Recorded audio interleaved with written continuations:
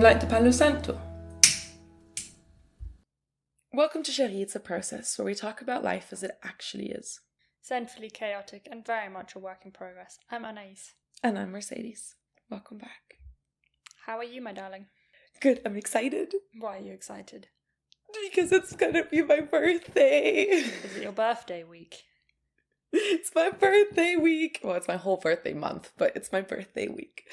And 3 days from this episode coming out, so I'm super excited. I'm excited too, but I can't congratulate you because my grandma always says it's bad luck to do it before. Is it? Well, I've that's never what heard she that says. before. But then sometimes Well, I do as well, so I think it's really what you believe in. But grandma's sayings should be listened to, I think. Okay, well, I'll say it to you in 3 days. Okay, I'm okay with that. And then you're gonna come, which I'm excited to, and then we can celebrate, and it's exciting, and I'm loving it. So, good vibes all around. How are you? I'm good. I just had a very intense long day because I was waiting for an interview to happen, but I've done it, and now it's out, done for the year. All good. Yay. Move on. So I'm ready to. I'm proud of you. Ready to do the podcast and. Perfect. Then let's get started. Let's go. Pocket magic. Pocket magic. Pocket magic. So I brought a pocket magic today after we've been skipping it a little bit. Sorry for slacking on that. But I actually brought one today. And it's one that has recently really it's been really fun. Basically, I found this Instagram account and the name is Monspira __ MONSPIRA __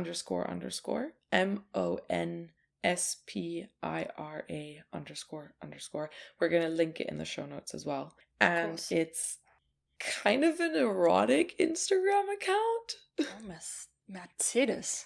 What are you doing to us? But it's in a very wholesome. You just have to go check it out. It's okay, quite but cool. Can I just have some more information? Because right now you said Instagram, erotic, and it's not OnlyFans. Where are we going with this? Because, Instagram also censors quite a bit. So being erotic on Instagram, you also have to be. It's a skill. Yeah. Okay. Fair. No, we're going in the direction of writing. So the fantasy the holder stories? of the. No, it's more informational, educational. There's some it's more educational. What can help a relationship? What is the definition of a good healthy relationship? What's the definition of not a definition, but informational in the sense of what is eroticism? How can you live an erotic life in your relationship? How can you connect? The issues we have nowadays with online dating and not really connecting, and how can we text in a way that we can connect? I know very little about this, but it kind of EQ. Emotional. Yeah, helping with emotional intelligence and awareness.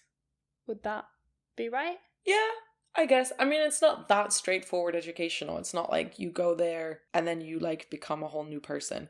But you go there and you kind of get inspired by some of the things the person is, or they're right. I don't know who's behind the Instagram account, but they're writing, and it's some of them are very some of the things they're talking about are very steamy, and it gets gets sexy, and it's a really fun little thing. And it's also very. I think the reason I've been really loving it is because it's been very motivational. Is not the right word.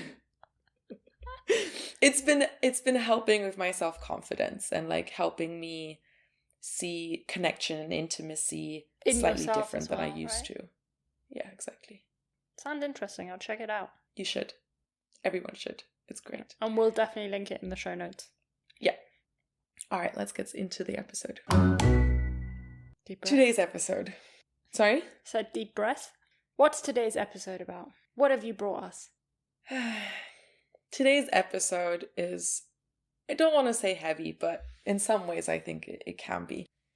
It's the process of getting over someone or getting over a romantic partner, because I think you can get over friendships as well, but that we're not really going into that today. It's more about romantic relationships ending and heartbreak in that way.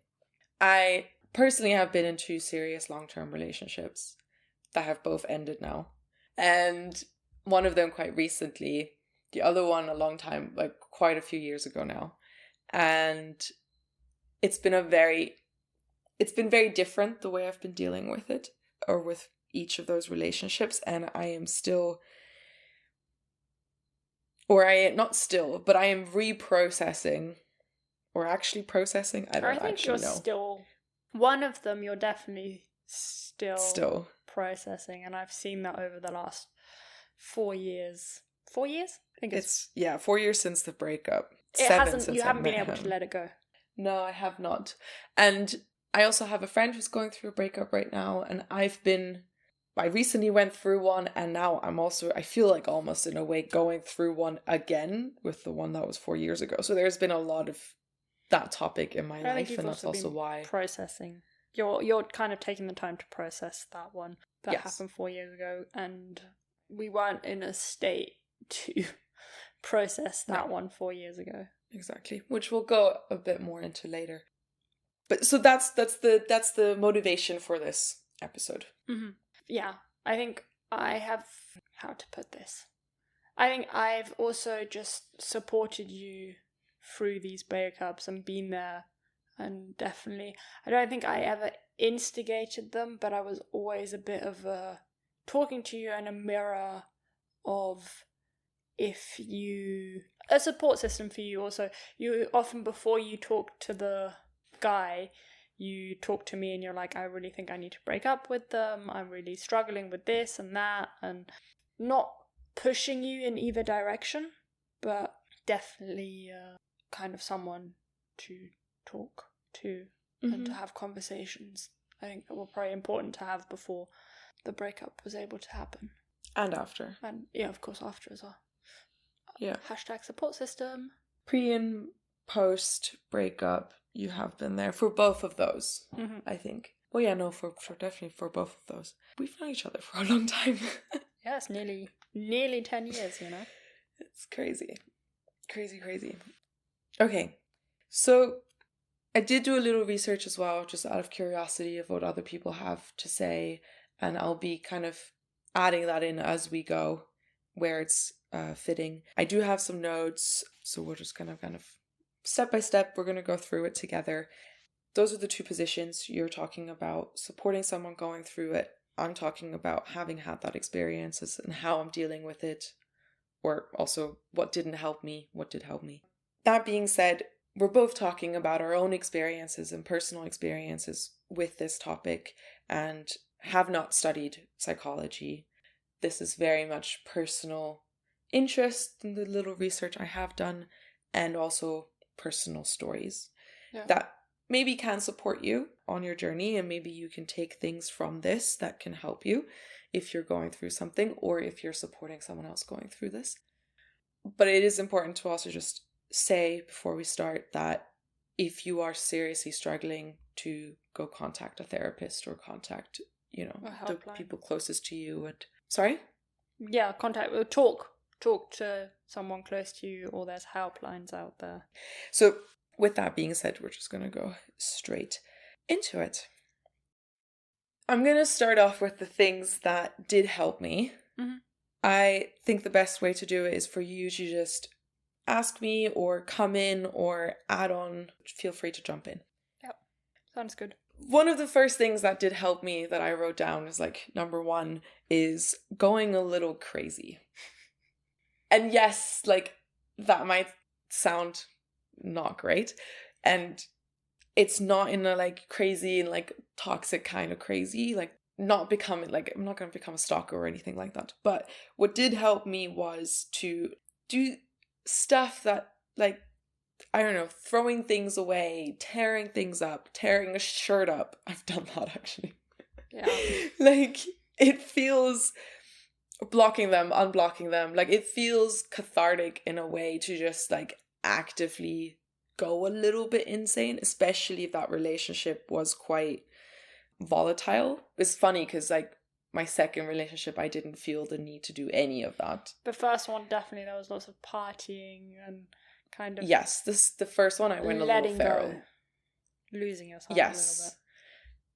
it was almost like I had to, I was like working him through my system in all these ways of like physically doing things or ripping things or going dancing or, you know, like really having to just get it out in a physical sense. The second relationship, I didn't feel the need at all. I still have memorabilia of him in my apartment and it just makes me smile, and there's no, it's like I didn't feel like I had to go crazy. I did block him briefly because I needed like that. I needed that mental Still needed space. that touch of the touch. Yeah, you know, no one's gonna go through this unscathed. But I unblocked him, I think, within a week or two. Yeah. So it's very brief. I think what made me kind of laugh is that with the first one, I got blocked as well. By him. Yeah. Yeah. Both of us. It was kind of like, because I mean, I went wasn't, a little crazy. I had his number and we kind of text because like we'd have before the breakup, like if we were going to meet up something or. We were roommates at the time, yeah, to clarify. So like I had his number, but I never, after the breakup, I had nothing. And then like what, 6 months to a year later, you asked me, because you deleted all his contacts and you were like, I need to contact him. And then we tried and it was like, we couldn't. And I was like, excuse me? Like, what did I do? I was like... Yeah, he wanted no way of me being able to contact him. Yeah. Which was funny. I think with hindsight, I can definitely laugh about that. Yeah, and it's fair. I mean, and I think it's not just my side that went a little crazy. I'm pretty sure he also did things, like, I don't know what he did, but, you know, that was one of those things that we do know of. I think it's important, though. I think it's an important part of the process, and I don't think it's something that should be shunned or embarrassed or, like, labeled as toxic. I think it's important to go a little crazy because it's intense and there's a lot going on. Obviously, you shouldn't harm anyone. You should abstain from harming yourself. But I think also... Not involving the ex would be good as well. I think also the difference between the kind of two ways of doing it is that in the first one, there was a lot of unprocessed feelings. And there was a lot of kind of overwhelm. And the breakup for you came out of overwhelm. And you couldn't be in there. Whereas in the second one, you gave your heart and soul and you tried really hard to make it work. And it just got to a point where it wasn't... And that's also how I saw it. And also, we were kind of on the phone talking... probably every day, but let's say every couple of days because we're not psychopaths. No one believes us. No, we were probably talking every day, probably multiple times a day. But yes. We now I've lost my train of thought. No, but so we were talking multiple times a day and really kind of try, not for me at least, it was like there was so much trying to get him to, you know, to make the relationship work as well. And I think there was a switch in me when I kept being like, okay, but what if, have you tried this? Have you tried this? And then at some point I just went, I don't want to push you to break up with him, but if you feel that's right and you've just been, you need to kind of hear it from someone else to validate your feelings, that's also okay. And I never kind of pushed you being like, you need to break up with him, you need to... And I really wanted that to come from you because I know I didn't want to, well, not influence me. Yeah, I really didn't. It needed to come from you, but I was also... For sure. I wanted... Well, you didn't make me feel bad about it. No. Right? And I think you, because you were so close and you really saw the process of that, or me going through that, I think there was a point where you also... You could tell I was already thinking about breaking up. And I think there was a point where you were like, if this is what you choose to do, I want you to know that you did everything you could. There's like... Yeah, I think in my there's opinion, nothing bad if you end up... Like, you shouldn't feel bad about that because you've tried everything else. Mm. And also, like, I wasn't doing well at all at the time. So it was the only solution, really. But there's no... bad, like, it's funny because like I have two very different, it's in some ways the issues were very similar to in those relationships, but the breakups were so different. And the post breakup is so different. I feel so calm about this last one. And just like, this was the right choice. Of course I was hurt by it. And of course I was sad about it. And there's parts of me that still miss him. And I still think about him. And so much happened in the time that we were together. And I'm incredibly grateful for it. But then like the one before that, the one I'm still processing now, it was so intense.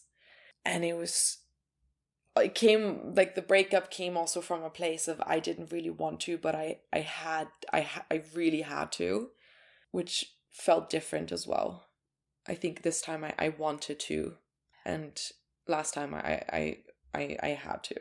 I think there's also an aspect of kind of you got psychological closure with this last one. Yeah. And yeah, I did. And I've seen and we were able to communicate really calmly with each other at the end.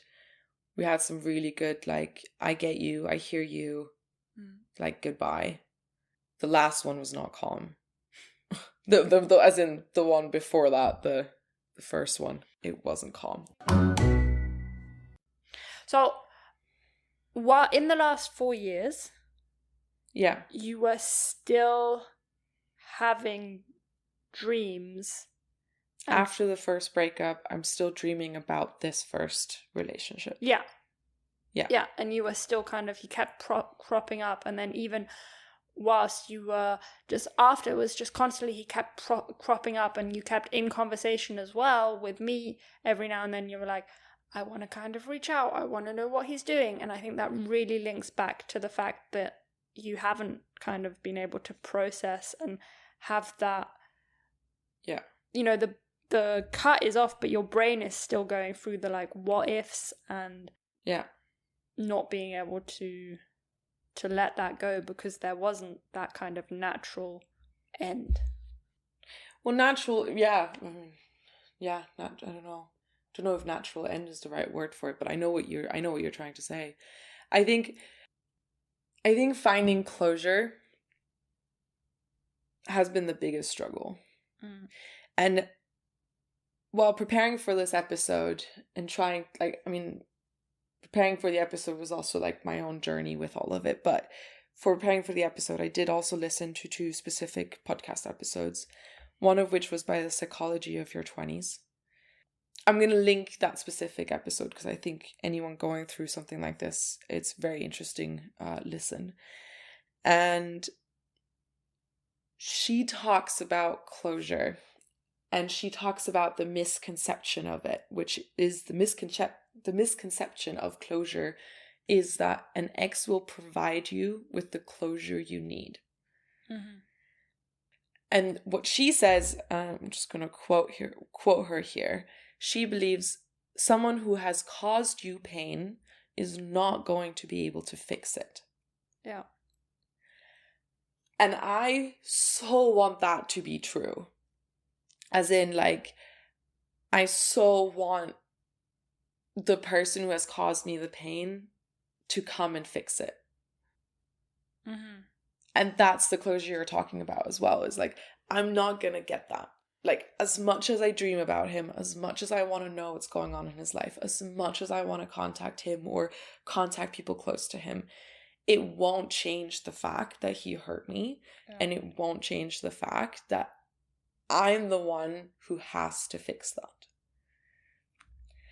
And that's been a really hard conclusion to come to.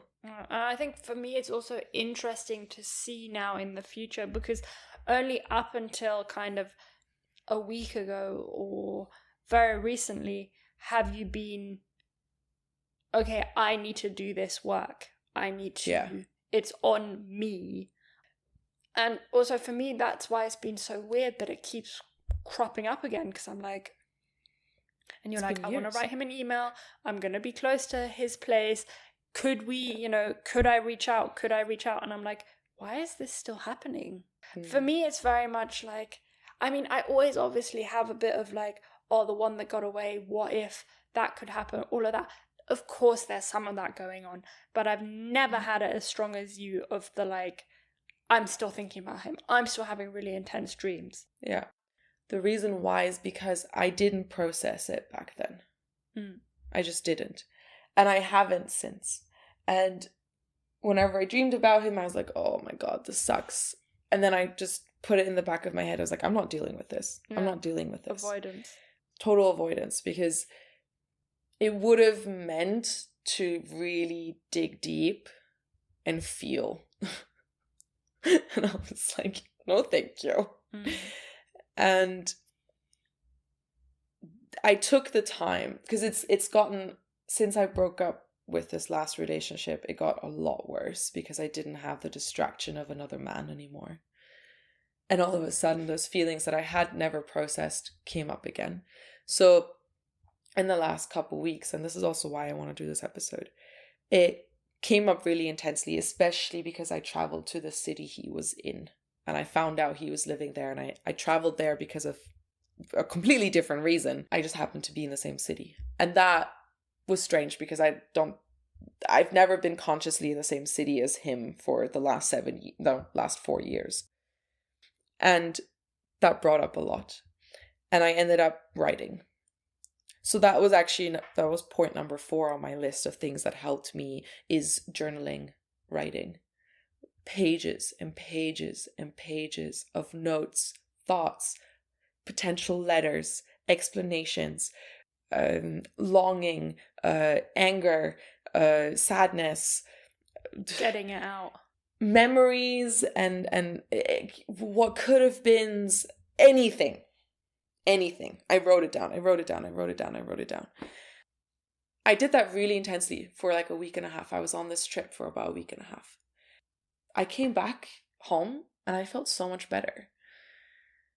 In quotation marks, thought I saw him everywhere, including the very last second on the metro on the way to the airport. I was like, I swear he's sitting right next to me, but it's not actually him. And it was terrifying.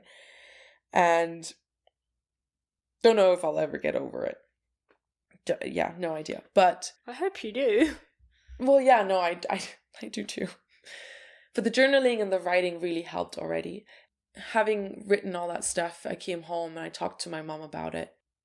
Something she asked me was something along the lines of, because I was like, but what if he became this person I always saw in him, or I always wanted in him?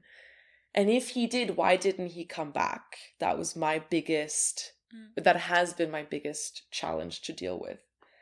And my mom looks at me and she goes, how do you know, or why do you think he has become that person? I didn't even think that he didn't become that person. I just assumed he did.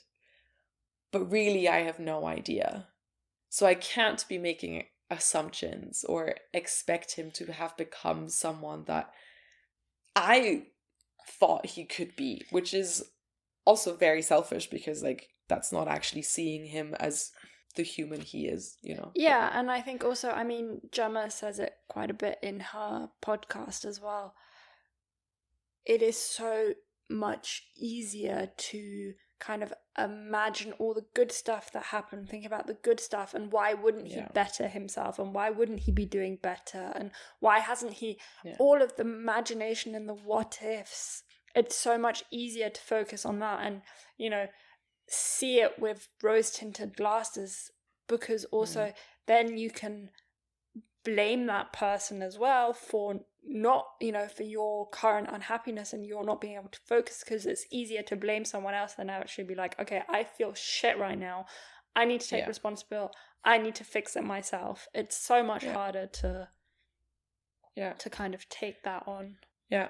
As soon as my mom made me aware of the fact that I don't know, and I'm making up complete fantasies in my head because that's what I would like, but it's not the reality. I think that's when things really shifted and things calmed down a lot, because even my writing, it was helpful and it was cathartic, but my writing really did create this world of what ifs that wasn't actually healthy either.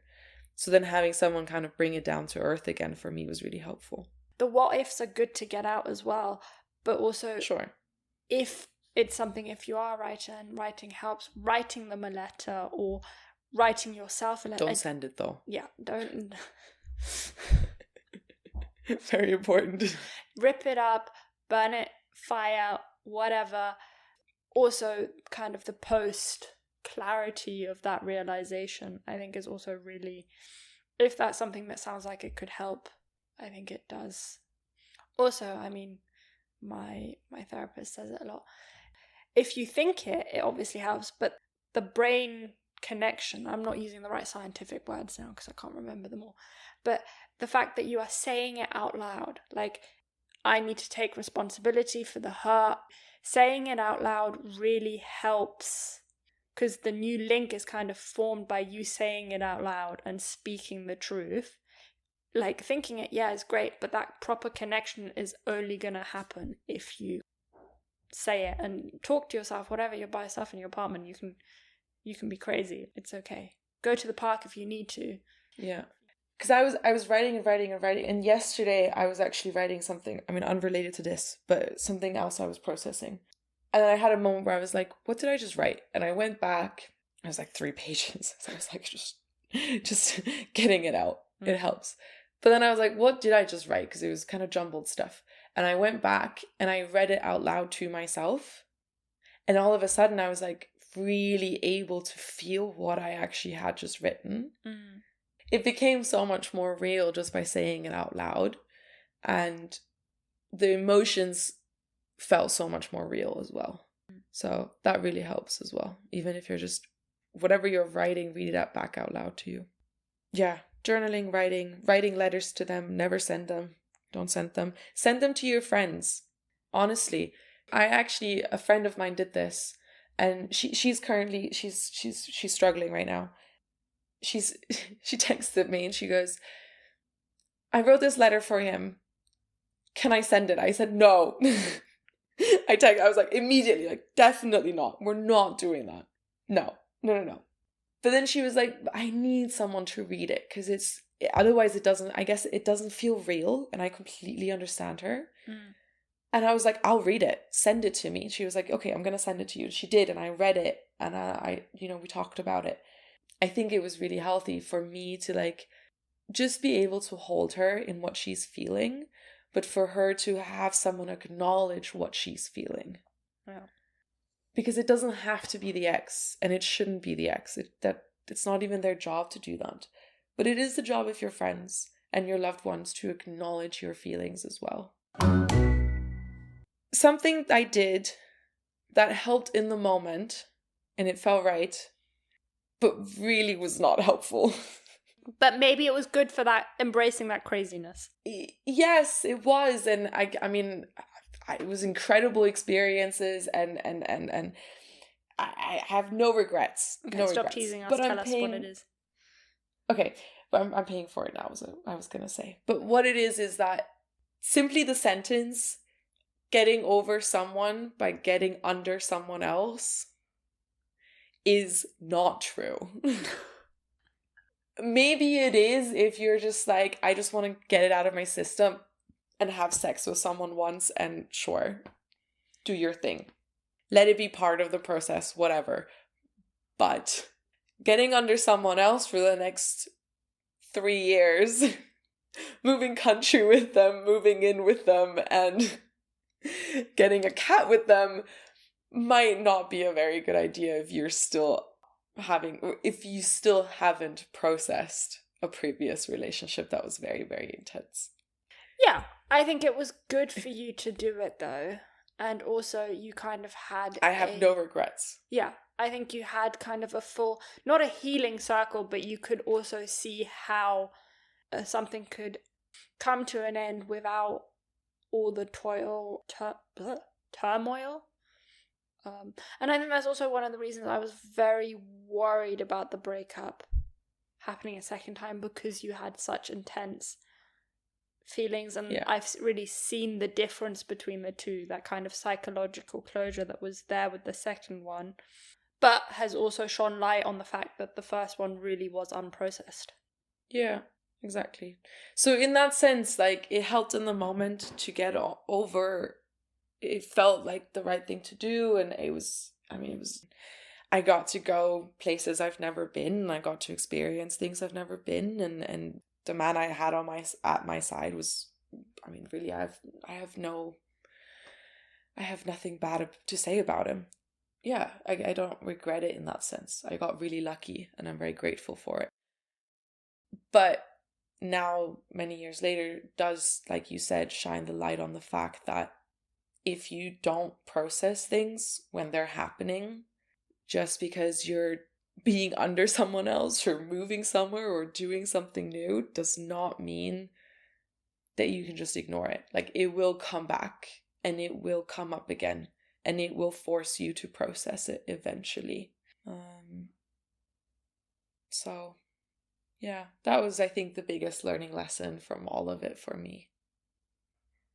Like I said, I don't regret any of it. Of course I don't. And I don't know if I'd do it all over again the way I did, but there's no do-overs anyway. But it is good for me to know now, okay, it's important to process it in the moment. But I also and to take the time. Yeah, you weren't able to take the time back then, but No, you I are now wasn't. taking the time to kind of be like, okay, I'm kind of figuring out myself a bit more. I'm figuring out what's good for me, what's bad for me.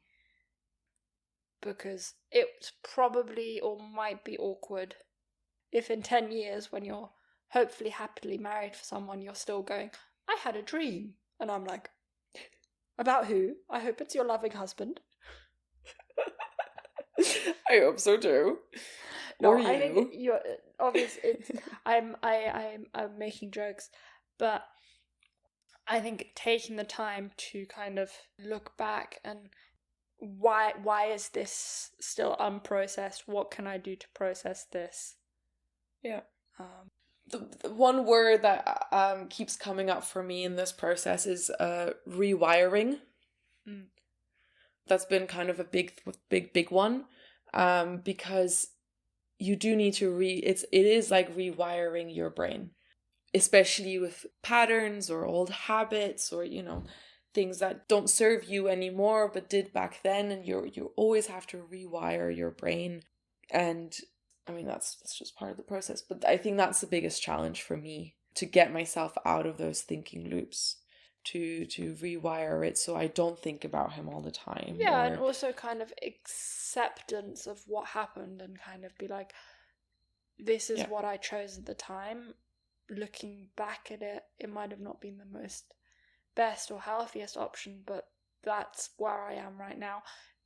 Now in the present, what can I do to change that and not make that mistake again?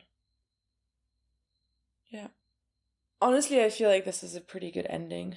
I feel like it's a very heavy episode, so I want to try to keep it as short as possible to really condense everything that was said.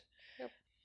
I do want to say one other podcast episode that I haven't really mentioned, but that I do want to give a shout out to is the Mel Robbins podcast. I'm going to link her episode on going through a breakup that she talks with her daughter about, and they make some really good points, and they make it's a really good episode on as well. We'll put it in the show notes as well. Exactly. Also, something that she does say in the episode that I will quote here really quickly is that on average it takes about 3 months after the breakup to feel better. So it's 11 weeks. It's apparently scientifically proven that it takes on average about 3 months for people to feel better after a breakup. I think it helps to keep that in mind while you're going through it, because it always feels like this is going to go on forever and this is never ending, and like, you know, the days stretch out into weeks and you're like, what is going on here? But kind of marking it in your head or in your calendar, okay, 3 months, and what are 3 months out of your life, you know? And do it with your people. I think that's really important. You don't have to do it alone. You have people. Even if this one person isn't there anymore, you have people around you that love you very much. That's been what I've been telling myself as well. I don't need this one person. I have so many people around me that will hold me. And I'm very grateful for all of you. And you know who you are. And definitely reach out to people if you need it. Yeah. Do you want to add anything else? No. I think write the letters, get it out the system. I can never say rewire the brain. Yes. speak it out loud, write it down, read it back to yourself, talk to someone. Sending everyone a big hug. Lots of love. Yeah. Take care. See you in 2 weeks. You'll hear us in 2 weeks. Take care.